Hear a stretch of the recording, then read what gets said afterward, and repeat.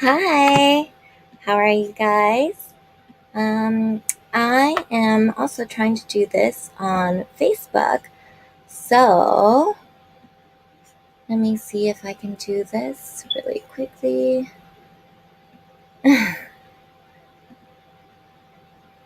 right. Mm.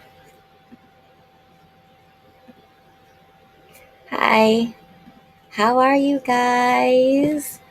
Let me config my stuff real quick.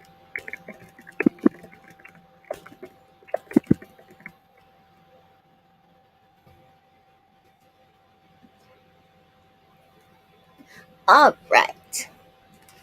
So, today, from my Disney storybook collection, I will be reading Snow White. Let me get to the page.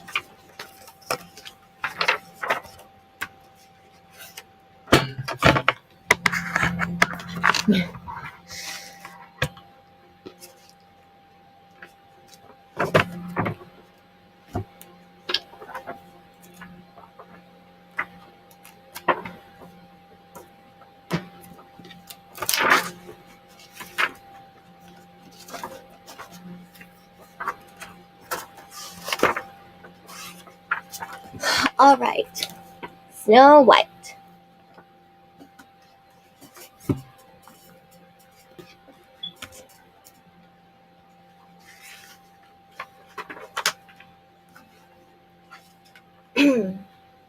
Once upon a time, there lived a lovely princess named Snow White. Her wicked stepmother, the queen, dreaded that someday Snow White would be more beautiful than she was. Every day, the queen asked her magic mirror, "Who is the fairest one of all?" And every day the mirror replied, "You are." But one day, the mirror gave a different answer. "Snow White," it said. The queen was enraged.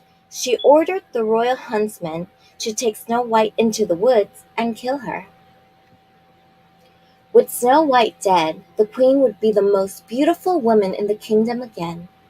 But the huntsman couldn't bring himself to harm Snow White. When they got to the forest, he told the princess how much the queen hated her. "Run away," he told her. "Hide." Snow White turned and ran away as quickly as she could. But the woods were scary. Branches seemed to reach for her, and roots tripped her. She felt as if eyes were staring at her from the darkness. Snow White screamed. Then she fell and buried her head in fear. So this is the queen asking the mirror who's the fairest of them all, saying Snow White. And out of the queen's jealousy, she had the huntsman kill Snow White, but he couldn't. In the morning, Snow White lifted her head. She saw eyes watching her, but this time there were friendly eyes of bunnies, deer, chipmunk, birds, and raccoons. Snow White was glad she wasn't alone anymore. "Please don't run away," she said. "I won't hurt you." Snow White knew she could never return to the castle. What would she do? Where would she go? Maybe the animals can help me, she thought. "I need a place to sleep at night," she said. The animals looked at each other. The birds took her cape in their beaks and guided her forward. Soon they came to a clearing in the woods. Beneath the tree stood a charming little cottage, just like a dollhouse, Snow White cried. She peeked in the window. No one was home. The animals nodded at her, seeming to say it was all right for her to go inside. There are the animals, and there's Snow White, and there's the little cottage.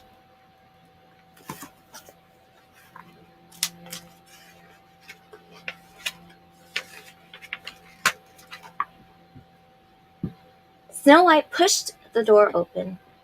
Inside the cottage, Dishes were piled high in the sink, and clothes were tossed about. The floor hadn't been swept in ages. Snow White counted the tiny chairs at the table and decided 7 children must live in the cottage. 7 untidy children, she said, with a shake of her head. Snow White grabbed a broom. We'll clean the house and surprise them, she said to the animals. Then maybe they'll let me stay. She started to sweep, singing all the while. The raccoons washed clothes, the deer dusted, and the chipmunks tidied. In no time, the room was spotless. After the cleaning was done, Snow White became curious about the rest of the cottage. Let's see what's upstairs, she said.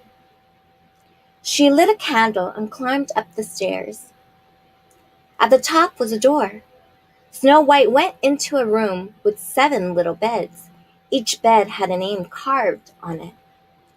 Doc, Happy, Sneezy, Dopey, Snow White said with a laugh. What funny names for children, she read on. Grumpy, Bashful, and Sleepy.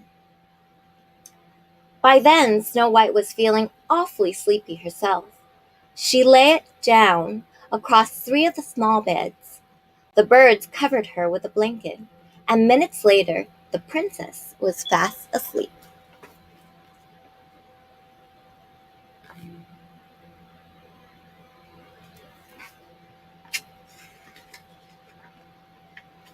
The cute little animals, you see them?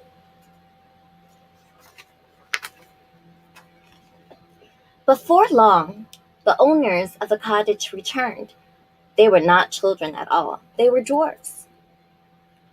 When they opened the door, they couldn't believe their eyes. The whole house is clean, Doc exclaimed.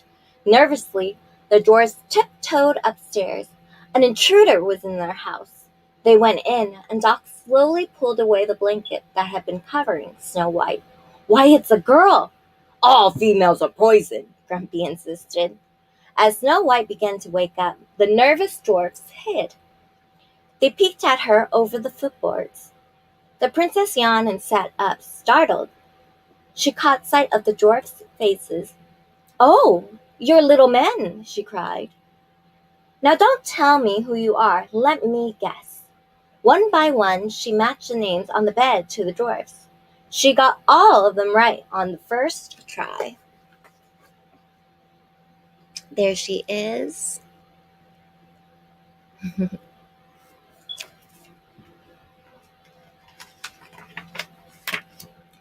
Snow White told the dwarfs how she had run through the woods and how the queen wanted to kill her.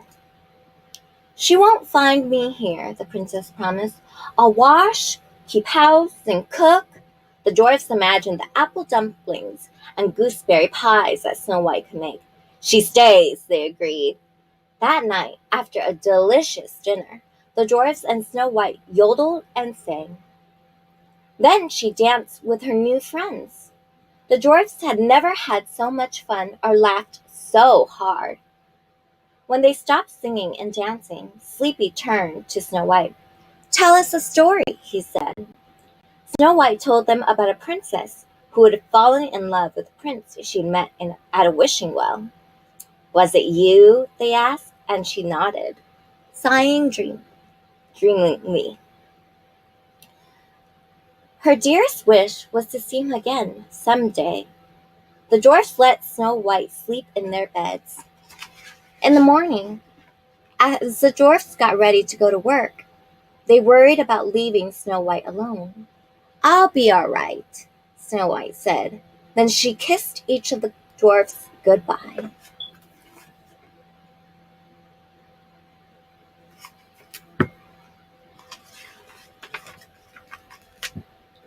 I'm warning ya. Don't let anybody or nothing in the house, Grumpy said. That afternoon, forgetting Grumpy's warning, Snow White allowed a poor old woman in the house. The woman gave her an apple, perfectly red and shiny. Go on, have a bite, she urged. But the apple was not an ordinary apple, and the old woman was not an ordinary woman. She was the evil queen in disguise. and the fruit had been poisoned. Snow White's animal friends tried to warn her not to trust the woman, but she didn't understand. She reached out, raised the apple to her lips, and took a bite. "Oh, I feel strange," she cried, and fell to the floor. When the dwarfs returned to the house, they found their friend and thought she was dead. They had no way of knowing that the spell the queen had used was for a sleeping death, or that love's first kiss could wake up Snow White. The dwarfs built her a beautiful coffin and set it in the woods where all her animal friends could visit her. One day, a prince came by, the same prince that Snow White had met by the wishing well.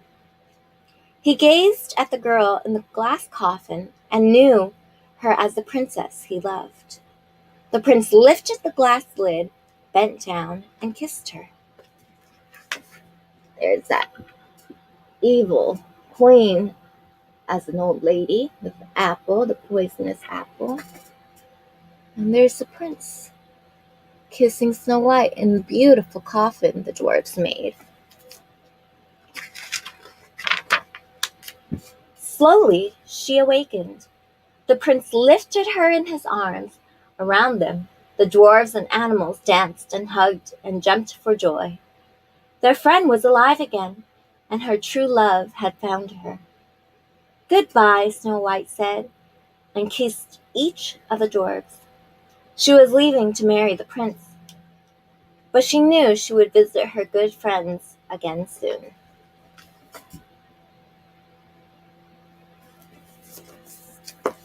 There we go. So that is Snow White. I hope you guys have a good time listening to me, watching me read that. And I hope you guys take care.